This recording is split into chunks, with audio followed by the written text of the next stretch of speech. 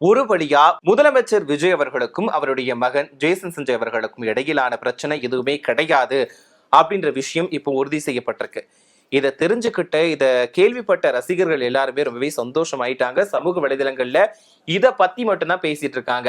உங்களுக்குலாம் வேற வேலையே இல்லையா? இது வரைக்குமே எவ்வளவு குறைகள் சொன்னீங்க, அவங்க குடும்ப பிரச்சனையை பத்தி பேசுனீங்க, என்னெல்லாமோ சொன்னீங்க. ஆனா இன்னைக்கு அது எல்லாமே பொய் அப்படின்னு ஜேசன் சஞ்சய் வாயில இருந்தே வந்துடுச்சு. இது போதுமா, இன்னும் வேணுமா அப்படின்ற அளவுல எல்லாருமே பேசிட்டு இருக்காங்க. ஒரு படம் எடுக்கலாம்னு சொல்லிட்டு ஜேசன் ஸ்டேதம் கூப்பிடுறாருன்னு வச்சுக்கோங்க. இந்தியால இருந்து ஒரு ஆக்டர் கூட்டு போனா யாரை கூட்டு போவீங்க? அப்பா தான். ஆமா. எஸ், கடந்த கொஞ்ச நாட்கள்னு சொல்ல முடியாது, கிட்டத்தட்ட 6 மாசங்களுக்கு மேலா விஜய் அவர்களுடைய குடும்ப பிரச்சனை பத்தி தான் சமூக வலைதளங்கள்ல அதிகமா பேசப்பட்டுட்டு வருது.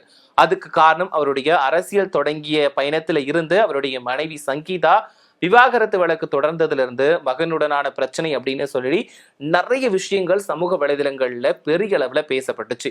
ஒரு பக்கம் முதலமைச்சரா விஜய் அவர்கள் பதவியேற்ற விழாவில் அவருடைய மகனும் சரி மகளும் சரி கலந்துக்கிடல, த்ரிஷா அவர்களுக்கு முன்னுரிமை கொடுக்கப்பட்டுச்சு. அந்த நேரத்துல எல்லாரும் என்ன சொன்னாங்கன்னா, ஓகே விஜய் அவர்கள் தன்னோட குடும்பத்தை ஒதுக்கி வச்சுட்டாரு, மனைவி கூட மட்டும்தான் பிரச்சனைன்னு பார்த்தா அவருக்கு மகளையும் பிடிக்கல மகனையும் பிடிக்கல அப்படின்ற பேச்சுக்கள் ஒரு பக்கம் இருந்துச்சு.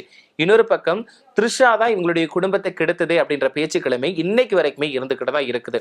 இதுக்கு இடையில பாத்தீங்க அப்படின்னா ஜேசன் சஞ்சய் தன்னோட இன்சியலை நீக்கிட்டாரு. அதாவது ட்விட்டர் இன்ஸ்டாகிராம் பேக்கத்துல இருந்து தன்னோட இன்சியலை நீக்கிட்டாரு. ஸோ அதனால அப்பா உடனான பிரச்சனை அப்படிங்கிறது பெரிய அளவுல இருக்குது அப்படின்ற மாதிரி பேச்சுக்கள் வந்துச்சு. இது ஒரு புறம் இருக்கக்கூடிய நேரத்துல கடந்த மாதம் ஜேசன் சஞ்சய் தன்னோட பிறந்த நாளை கொண்டாடி இருந்தாரு.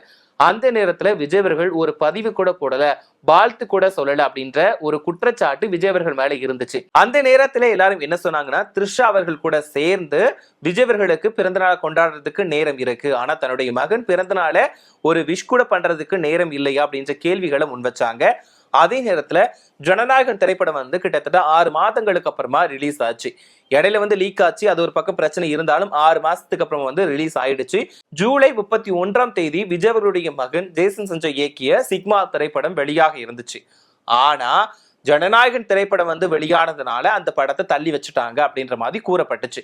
அந்த படத்துக்கான ரிலீஸ் தேதியை இன்னை வரைக்கும் அறிவிக்கல. இது ஒருபுறம் இருக்கக்கூடிய நேரத்துல இப்போ ஜேசன் சஞ்சய் இந்த படத்தோட ப்ரொமோஷன் வேலைகள்ல அதிகமா ஈடுபட்டு வந்துட்டு இருக்காரு.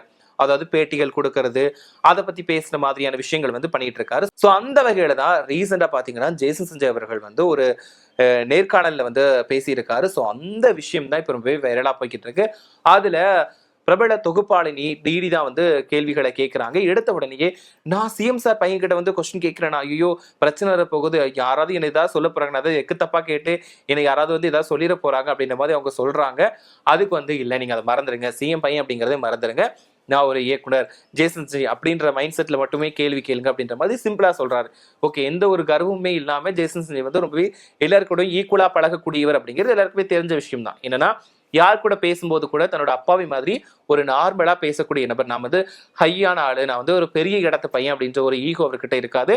எல்லார்கிட்டையுமே ஒரு அன்போட பழகக்கூடிய நபர் அப்படின்ற மாதிரி தான் ஜேசன் சஞ்சயை சொல்லுவாங்க. ஸோ அந்த விதத்துல இந்த ஒரு பேட்டிலையும் இந்த நேர்காணல்லையுமே அவர் அதான் சொல்றாரு, நீங்க சிஎம் பையன் அப்படிங்கிறத மறந்துடுங்க, நார்மலா என்கிட்ட பேசுங்க அப்படின்ற மாதிரி ஒரு ஃபன்னா பேசியிருக்காரு.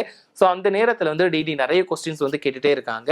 அப்பவும் இப்போ சிக்மா படம் பார்த்துட்டு உங்களுக்கு யாராவது ஹாலிவுட்ல வாய்ப்பு கொடுக்குறாங்க, ஹாலிவுட்ல இருந்து உங்களை பிரபலை ஒருத்தர் கூப்பிடுறாரு அப்படிங்கிறப்போ நீங்க ஃபர்ஸ்ட் யாரை கூட்டிட்டு போவீங்க அப்படின்னு கேட்கிறப்போ ஜேசன் சஞ்சய் கொஞ்சம் கூட யோசிக்காம கண்டிப்பா என்னோட அப்பாவை தான் கூட்டிட்டு போவேன், அந்த காம்பினேஷன் ரொம்பவே நல்லா இருக்கும் அப்படின்ற மாதிரி சொன்னாரு. ஸோ இதைத்தான் யாருமே எதிர்பார்க்கவே இல்லை. என்னன்னா எல்லாருமே எதிர்பார்த்த விஷயம் என்னன்னா, விஜய்க்கும் அவருடைய மகன் ஜேசன் சஞ்சய் அவர்களுக்கும் இடையில என்ன பிரச்சனை இருக்கு, 2 பேரும் பேசிக்க மாட்டாங்க, இதுக்கப்புறம் பேசிப்பாங்களா மாட்டாங்களா அப்படின்ற கேள்விகள் அதிகமா இருந்துச்சு.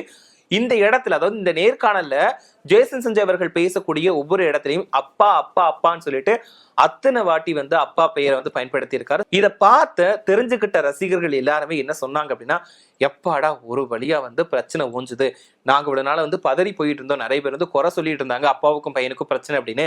ஆனா இந்த வீடியோ பார்த்ததுக்கு அப்புறம் அதெல்லாம் கிடையாது, அப்பா பையனுக்குள்ள யாருமே உள்ள வரக்கூடாது அப்படிங்கிறத ஜேசன் சஞ்சய் நிரூபிச்சிருக்காரு அப்படின்ற மாதிரி பேசிட்டு வராங்க. அது மட்டுமே இல்லாம ஏற்கனவே ஜேசன் சஞ்சய் இப்ப இயக்குனரை களம் இறங்கி இருக்காரு. அதே நேரத்துல லைகா ப்ரொடக்ஷன் தான் இந்த படத்தை தயாரிக்கிறாங்க. இதுல லைகா ப்ரொடக்ஷனுக்கும் நம்மளுடைய விஜய் அவர்களுக்கும் ஒத்து வராது. ஸோ விஜய் பழி வாங்கணும் அப்படிங்கிறதுக்காக தான் அவருடைய பையன் லைகா ப்ரொடக்ஷனை சூஸ் பண்ணியிருக்காரு அப்படின்ற மாதிரி ஒரு சில தகவல்கள் வந்திருந்துச்சு. இதுல இன்னொரு விஷயம் பாத்தீங்க அப்படின்னா, இல்ல அப்படிலாம் கிடையாது, அதெல்லாம் ஒரு வதந்தி. என்னன்னா, எங்க அப்பாவோட ஒரு படத்தை வந்து இந்த லைக்கா ப்ரொடக்ஷன் வந்து தயாரிச்சிருந்தாங்க. ஸோ என்னோட புது வரவை வந்து லைக்கா ப்ரொடக்ஷன் வந்து தயாரிக்கிறாங்க. ஸோ இது வந்து ஒரு சென்டிமெண்ட் தான், இதுல மத்தபடி பிரச்சனையோ வேற எதுவுமே கிடையாது, இது வந்து ஒரு நல்ல விஷயம் தான் அப்படின்ற மாதிரி இந்த மாதிரியான ஒரு வதந்திகளுக்குமே ஜேசன் சஞ்சய் வந்து ஒரு முற்றுப்புள்ளி வச்சிருக்காரு. இப்போ சமூக வலைதளங்கள்ல ஜேசன் சஞ்சய் அவர்கள் அதிகமா பேட்டிகள் கொடுக்கறதும் நேர்காணல் கொடுக்கறதும் தான் அதிகமா பகிரப்பட்டுட்டு வருது. ஸோ இந்த ஒரு விஷயம் டிடி அவர்கள் கூட சேர்ந்து ஜேசன் சஞ்சய் கொடுத்த அந்த நேர்காணல் தான் அதிகமா பகிரப்பட்டுட்டு வருது. இதை பார்த்து வந்து சும்மா விடுவாங்களா? ஏற்கனவே வந்து விஜய் அவர்களுக்கு சப்போர்ட்டர்ஸ் அப்படின்னு சொல்லிட்டு நிறைய பேர் இருக்காங்க. ஸோ இந்த விதத்துல இப்போ ஜேசன் சஞ்சய் அவர்களுடைய இந்த வீடியோவை பகிர்ந்து எல்லாருமே சொல்லக்கூடிய வார்த்தை என்னன்னா, இதுக்கப்புறம் பேசுங்க பார்க்கலாம், இவ்வளவு நாள் வந்து நீங்க எவ்வளவு பண்ணீங்க, அதாவது ஜேசன் சஞ்சய் பத்தியும் விஜய் அவர்களை பத்தியும் எவ்வளவு விதமான வதந்திகளை பரப்பி விட்டீங்க, கட்டுக்கதைகளை வந்து சும்மா அவிழ்த்து விட்டீங்க. ஆனா அது எல்லாத்துக்கும் அவருடைய பையன் வந்து ஒரு சடனா ஒரு நார்மலான பேட்டி மூலமாவே ஒரு நேர்காணல் மூலமாவே வந்து பதிலடி கொடுத்துட்டாரு. இதுக்கப்புறமா நீங்க மூஞ்ச கொண்டு எங்க வச்சுப்பீங்க, இதுக்கப்புறமா எப்படி உங்களுக்கு வந்து எழுதுறதுக்கு தைரியம் வரும், இந்த மாதிரி கேவலமா வந்து வதந்திகளை பரப்புறதுக்கு உங்களுக்கு எப்படி தைரியம் வரும் அப்படின்ற மாதிரிலாம் விஜய் அவர்களுடைய சப்போர்ட்டர்ஸ் வந்து ரொம்பவே அவருக்கு சப்போர்ட்டிவா வந்து தங்களோட மகிழ்ச்சியை வந்து வெளிப்படுத்திட்டு இருக்காங்க.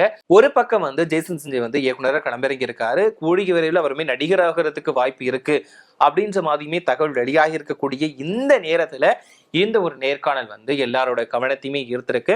இதுல எல்லாருமே கவனிச்ச முக்கியமான விஷயம் என்னன்னா, அப்பாவை மாதிரி பையனுமே ரொம்பவே சிம்பிளா இருக்காரு, எந்த ஒரு கெத்தும் காட்டல.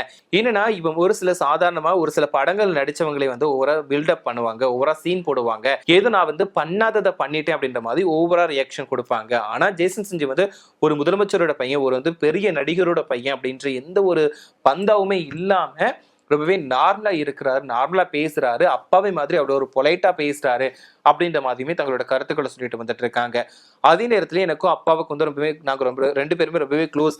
அப்பா கூட நிறைய டைம் வந்து நான் ஷூட்டிங் போயிருக்கேன், அங்க போயிட்டு நான் வந்து நிறைய விஷயங்களை கத்துக்கிட்டேன். அதுதான் எனக்கு வந்து இந்த படம் இந்த சினிமா துறை மேல ஹாபியாவே மாறினதுக்கு ஒரு காரணமா இருந்துச்சு. அது மட்டும் இல்லாம தன்னோட அப்பான சின்ன சின்ன ஒரு கியூட்டான மெமரிஸை கூட வந்து ஜேசன் சஞ்சய் அவர்கள் வந்து பகிர்ந்திருக்காரு. ஸோ இந்த விஷயம் தான் இப்போ ரொம்பவே சமூக வலைதளங்கள்ல அதிகமா பகிரப்பட்டுட்டு வருது.